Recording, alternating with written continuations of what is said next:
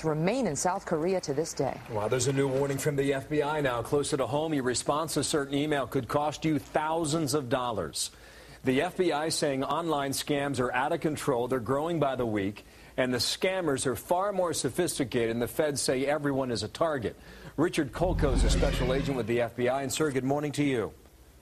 Good morning, Bill. There are nine scams the FBI details in its latest warning. I want to talk about four of the most popular. The first one is something called a $1 million scam. How does this work?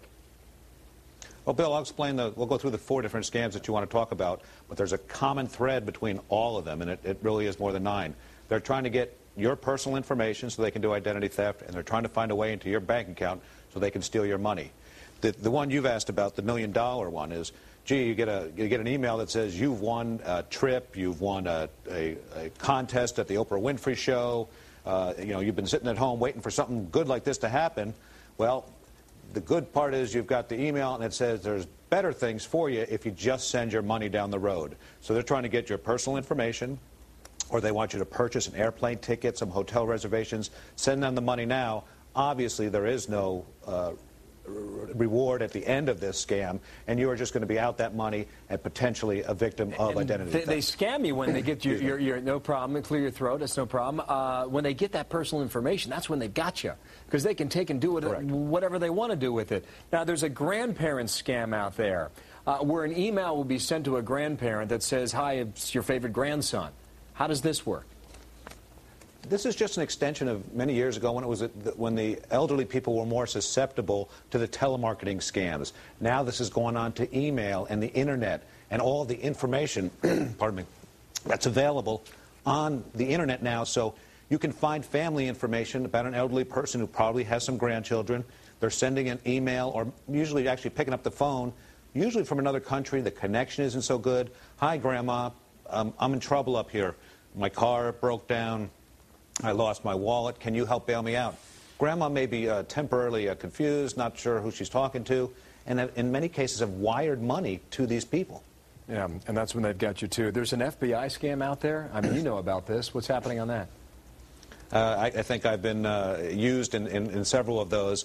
What happens now is you receive an email, and what the bad guys have done is they have taken a look at FBI press releases or letters or documents and have taken actual names of FBI employees, the director, the deputy director, and they're sending you an email where the FBI director is vouching that this is accurate. This money that is waiting in Africa is waiting for you. All you have to do is send your bank information again or a small check, and this reward, this inheritance, this windfall will come your way. Again, just another scam. Indeed it is, and a lot of people have been getting this for about a year now, if not more. And I mean, if you fall for it, you're a sucker.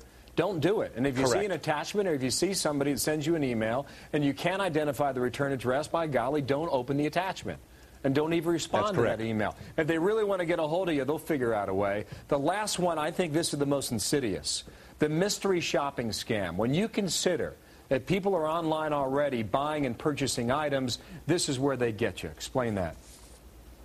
Well, this happens various different ways. What they do is they want you to purchase items, whether at a brick-and-mortar store, on the internet, through an auction, a fraudulent auction, and they send you a check. Here's a $2,000 check. Please go buy these 5 items and then ship them to us.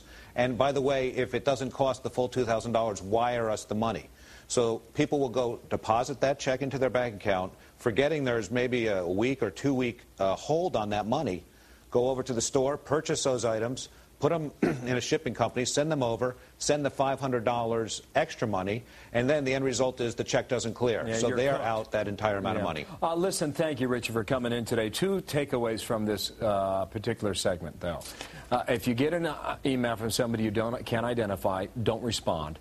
And once they get your personal identification information, you're toast. So don't do it. Richard, thank you for coming in today. By the way, FoxNews.com, much more on this from the FBI today. Richard, thanks. Well, you can add immigration reform to the president's growing to-do list. Mr. Obama due to meet with a bipartisan congressional group today.